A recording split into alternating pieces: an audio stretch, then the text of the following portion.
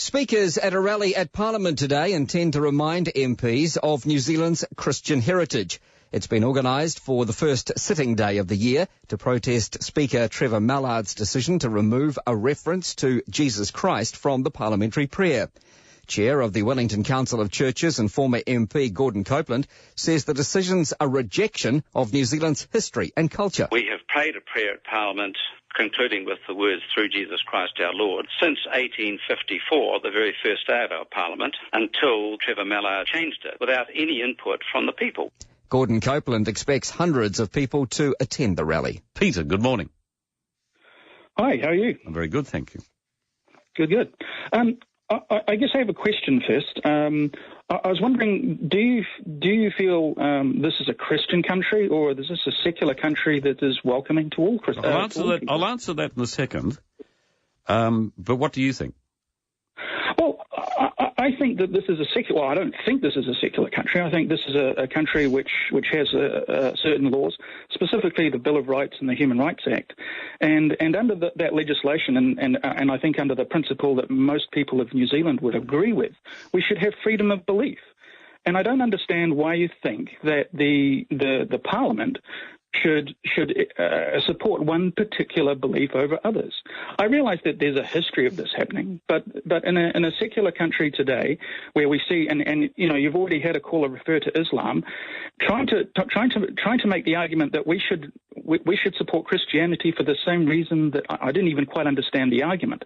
I mean, the example that the Saudis and other Islamic countries do of having the state support religion and you know, expressly have religious police, that is fundamentally incompatible with a secular country that supports a freedom of belief.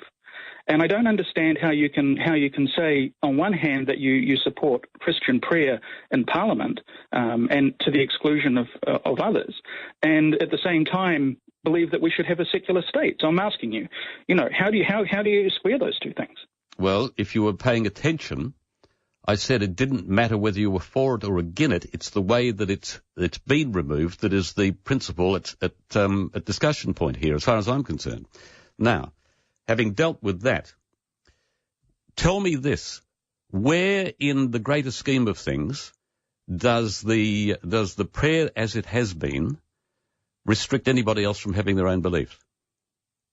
I think it's an indication of the state having a particular point of view. There is no compulsion. There is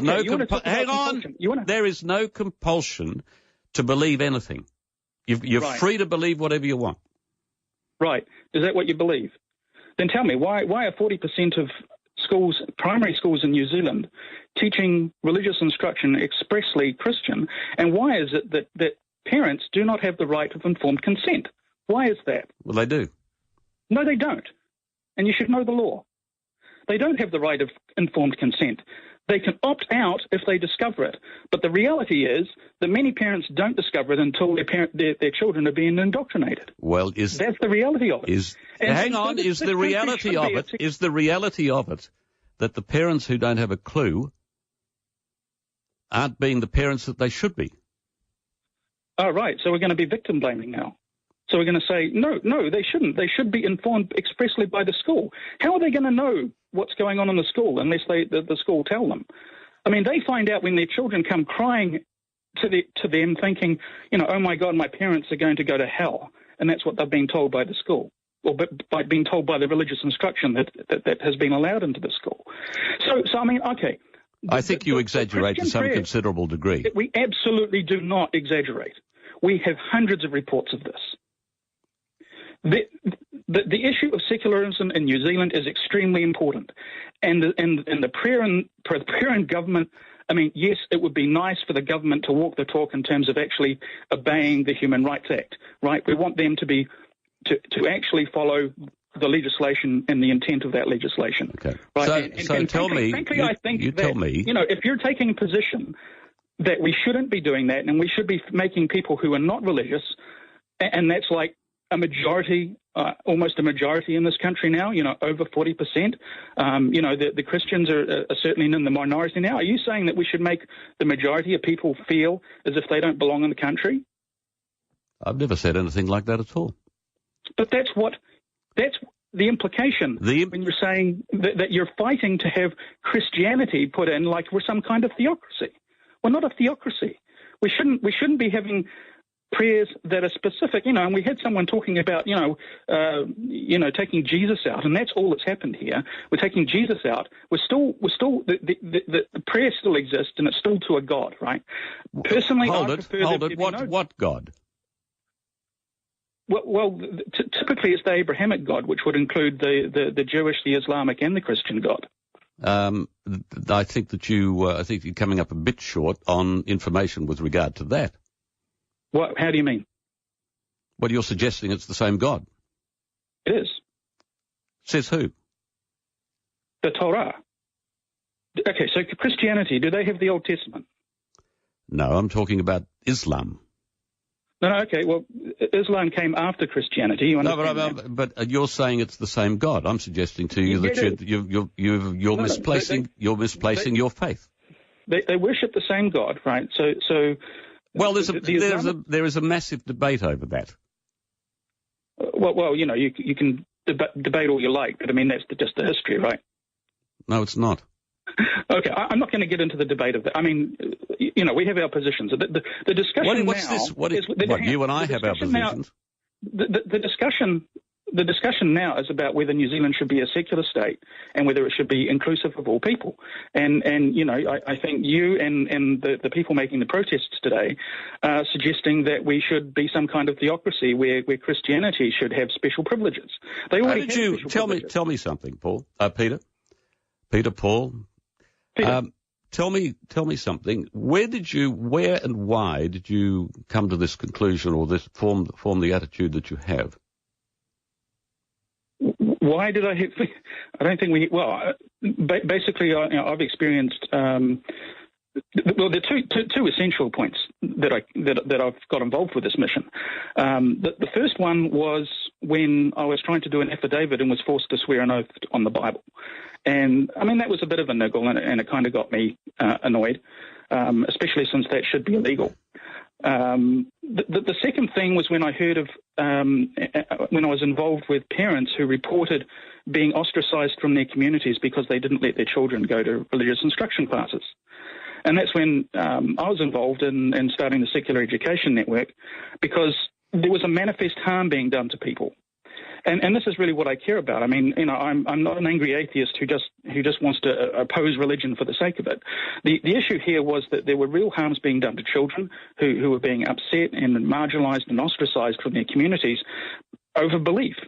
And the New Zealand school system, I was told or believed until several years ago, was that it was universal, it was free. We can discuss that another time.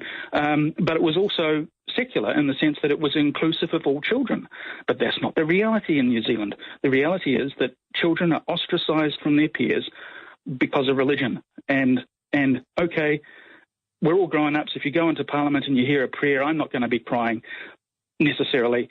But I think the principle is that we want to be walking the talk. If we're talking about a Bill of Rights where we have freedom of religion, what's the state got to do with promoting a specific religion when it opens? Okay, so just to wrap this up, because I'm going to wrap it up, the prayer has been the same since Parliament was established. We accept that? Yep. So under what auspices should it be changed? Under whose authority? Well, presumably the government has the authority to change it. I'm asking you who should make that decision. If this is a democracy and changes, some people want change, how should Did you vote for a representative? Did you vote for a representative? How should it be done? Well, we all know how it's done, right? We vote for representatives and they make the decisions. The representatives? Yes. So what? Now remember, No, I haven't got time to. I haven't got time to continue. I just want you to know. I want you to tell me who should have the authority to make that change in something that is established, traditional. Very simple. The government of the day. So the governing party, the government, the individual who is in charge of parliamentary procedure, as in the Speaker, should be able to do it on his own. I think the. So I'll leave you with this thought, Peter. On that basis, should the Speaker be allowed to establish Satan as the target for the prayer? Just asking. Thanks for the call. Good conversation. 9:19.